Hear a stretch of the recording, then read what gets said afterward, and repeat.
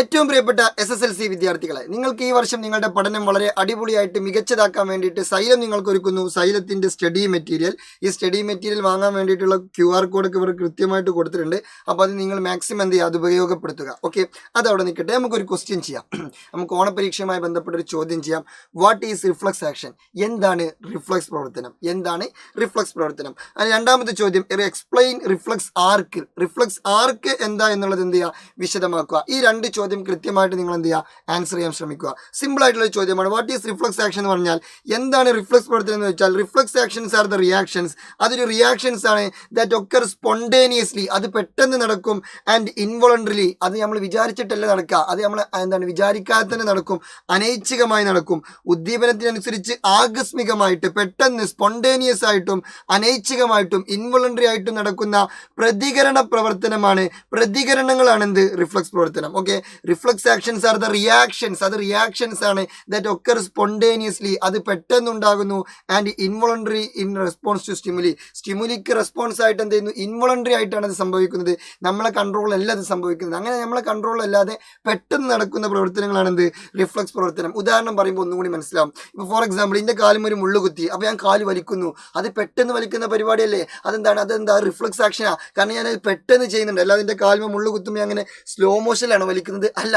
മാത്രമല്ല, ഞാൻ വിചാരിച്ചിട്ട് വലിക്കണം, അയ്യോ എൻ്റെ കാലിൽ മുള്ളു കുത്തി അതുകൊണ്ട് കാല് വലിക്കണം, എന്നാൽ കാല് വലിക്കാം, അങ്ങനെയാണ് പരിപാടി. അല്ല, അത് പെട്ടെന്ന് എന്ത് ചെയ്യും, ഞാൻ ഡീൽ ചെയ്യും. അതാണ് എന്ത്, റിഫ്ലക്സ് ആക്ഷൻ കൊണ്ട് ഉദ്ദേശിക്കുന്നത്. ഇനിയിപ്പോൾ എൻ്റെ ഒരു കയ്യും ഒരു ചൂടുള്ള പാത്രം തട്ടിയെന്ന് വിചാരിക്കുക. അപ്പോൾ സ്വാഭാവികമായിട്ട് ഞാൻ കൈ വലിക്കും അല്ലേ?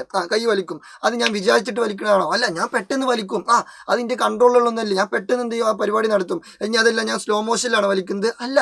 ഇനിയിപ്പോൾ ഫോർ എക്സാമ്പിൾ വേറെ ഉദാഹരണം പറയുകയാണെങ്കിൽ, എൻ്റെ കണ്ണിലേക്ക് ടോർച്ച് അടിച്ചു, അപ്പോൾ ഞാൻ കണ്ണടക്കുമല്ലോ, സ്വാഭാവികമായിട്ടും കണ്ണടക്കും.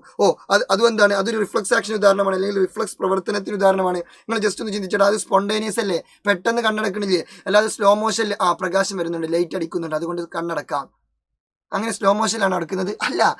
പിന്നെ അതേപോലത്തെ ഇൻവോളണ്ടറി ആണോ വോളണ്ടറി ആണോ? അത് ഇൻവോളണ്ടറി അല്ലേ, നമ്മൾ വിചാരിച്ചിട്ടാണ് നടക്കുന്നത്. നമ്മളിങ്ങനെ അയ്യോ എൻ്റെ കണ്ണിലേക്ക് ആരോ ടോർച്ച് അടിക്കുന്നുണ്ട് അതുകൊണ്ട് കണ്ണടക്കാം, റെഡി 1 2 3 സ്റ്റാർട്ട്, ഇങ്ങനെയാണ് കണ്ണെടുക്കുന്നത് അല്ല, അത് പെട്ടെന്ന് നടക്കും. അത്തരത്തിൽ പെട്ടെന്ന് ഇൻവോളണ്ടറി ആയിട്ട് നടക്കുന്ന പരിപാടിയാണെന്ത്, റിഫ്ലക്സ് ആക്ഷൻസ് അല്ലെങ്കിൽ റിഫ്ലക്സ് പ്രവർത്തനം. ഈ റിഫ്ലക്സ് ആക്ഷൻസിലും എന്ത് നടക്കുന്നുണ്ട്, മെസ്സേജസ് അങ്ങോട്ടും ഇങ്ങോട്ടും ഒക്കെ പാസ് ചെയ്യുന്നുണ്ട്. സ്പൈനൽ കോഡ്, സുഷുമ്നയാണ് എന്ത് ചെയ്യുന്നത്, പ്രധാനമായിട്ടും റിഫ്ലക്സ് ആക്ഷനെ കൺട്രോൾ ചെയ്യുന്നത്.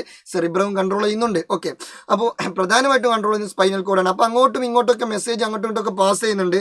അത്തരത്തിൽ impulses are transmitted in a reflex action. Reflex ആക്ഷനിൽ ഇമ്പൾസസുകൾ, മെസ്സേജുകൾ, സന്ദേശങ്ങൾ ട്രാൻസ്ഫർ ചെയ്യുന്ന റൂട്ട് ഉണ്ടല്ലോ, അതിനെ വിളിക്കുന്ന പേരാണെന്ത്, റിഫ്ലക്സ് ആർക്ക്.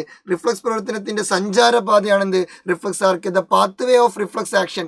റിഫ്ലക്സ് ആക്ഷന്റെ പാത്ത് വേ ആണെന്ത്, റിഫ്ലക്സ് ആർക്ക്. അതാണെന്ത്, റിഫ്ലക്സ് ആർക്ക് കൊണ്ട് ഉദ്ദേശിച്ചത്. ഓക്കെ, ഇനി റിഫ്ലക്സ് ആർക്ക് വിശദമാക്കാൻ പറഞ്ഞിട്ടുണ്ട്. അങ്ങനെയെങ്കിൽ നമ്മൾ എങ്ങനെ വിശദമാക്കും, നമുക്കറിയാം. അതിന്റെ ഫ്ലോ ചാർട്ട് എഴുതി കൊടുത്താൽ മതി. റിഫ്ലക്സ് ആക്ഷന്റെ ഫ്ലോ ചാർട്ട് നിങ്ങൾക്കറിയാലോ. ഫസ്റ്റ് എന്താണ്, സ്റ്റിമുലസ്. സ്റ്റിമുലസ് അല്ലെങ്കിൽ ഉദ്ദീപനം. സ്റ്റിമുലസ് അല്ലെങ്കിൽ ഉദ്ദീപനം നടന്നു. ഉദ്ദീപനം നടന്നാൽ അത് ആര് സ്വീകരിക്കും, റിസപ്റ്റർ അല്ലെങ്കിൽ ഗ്രാഹികൾ സ്വീകരിക്കും. റിസപ്റ്റർ അല്ലെങ്കിൽ ആര് സ്വീകരിക്കും, ഗ്രാഹികൾ സ്വീകരിക്കും. പിന്നെ അതെന്ത് ചെയ്യും, സെൻസറി ന്യൂറോൺ വഴി പാസ് ചെയ്യും. ആരാ സെൻസറി ന്യൂറോൺ, സംവേദ ന്യൂറോൺ വഴി അതെന്ത് ചെയ്യും, പാസ് ചെയ്യും. സംവേദ ന്യൂറോൺ വഴി അത് പാസ് ചെയ്തിട്ട് പിന്നെ അത് എങ്ങോട്ട് പോകും, ഇന്റർ ന്യൂറോണിലേക്ക് പോകും. ഇന്റർ ന്യൂറോൺ കഴിഞ്ഞിട്ട് അത് എങ്ങോട്ട് പോകും, മോട്ടോർ ന്യൂറോൺ അല്ലെങ്കിൽ പ്രേരക ന്യൂറോണിലേക്ക് പോകും. മോട്ടോർ ന്യൂറോൺ അല്ലെങ്കിൽ പ്രേരക ന്യൂറോണിലേക്ക് പോകും. പ്രേരക ന്യൂറോണിലൂടെ അത് എങ്ങോട്ടെത്തും, ബന്ധപ്പെട്ട പേശി അല്ലെങ്കിൽ റിലേറ്റഡ് മസിൽസിലേക്ക് ബന്ധപ്പെട്ട പേശിയിലേക്ക് എത്തും. ഇതാണ് റിഫ്ലക്സ് ആർക്കിന്റെ ഫ്ലോ ചാർട്ട് അല്ലെങ്കിൽ the pathway of reflex action. Reflex ആക്ഷന്റെ ഫ്ലോ ചാർട്ടാണ് ഇത്. ഓക്കെ, അപ്പോൾ ഇതിൽ ആദ്യം എന്ത് നടക്കും, ഉദ്ദീപനം നടക്കും. പിന്നെ റിസപ്റ്റേഴ്സ് അത് സ്വീകരിക്കും. പിന്നെ സെൻസറി ന്യൂറോൺ, പിന്നെ ഇന്റർ ന്യൂറോൺ, പിന്നെ മോട്ടോർ ന്യൂറോൺ. നിങ്ങൾ ജസ്റ്റ് വേണമെങ്കിൽ എന്ത് ചെയ്യുക, സിം എന്ന് കണക്ട് ചെയ്യുക. ഫസ്റ്റ് സെൻസറി, പിന്നെ ഇന്റർ, പിന്നെ മോട്ടോർ ന്യൂറോൺ. ഓക്കെ അല്ലേ? അവസാനം എന്ത് ചെയ്യുന്നു, അത് ഏത് മസിലിലേക്കാണ് എത്തുന്നത്, കാലാണെങ്കിൽ കാല്, കൈയാണെങ്കിൽ കൈ, അങ്ങനെ ഏതാണോ പാർട്ട് ആ ഭാഗത്തോട്ട് എത്തും. ഇതാണ് റിഫ്ലക്സ് ആക്ഷന്റെ ഫ്ലോ ചാർട്ട്. സോ ഇത് അടിപൊളിയായിട്ട് മനസ്സിലായെന്ന് വിചാരിക്കുന്നു. ഇതുപോലെ ഒരുപാട് കാര്യങ്ങളൊക്കെ നമുക്ക് ഡീറ്റെയിൽ ആയിട്ട് ഡിസ്കസ് ചെയ്യണം. അപ്പോൾ നമ്മുടെ ലൈവിലൊക്കെ നിങ്ങൾ കൃത്യമായിട്ട് പാർട്ടിസിപ്പേറ്റ് ചെയ്യണം. അപ്പോൾ അടിപൊളിയായിട്ട് പഠിക്കുക, എൻജോയ് ചെയ്ത് പഠിക്കുക. All the best.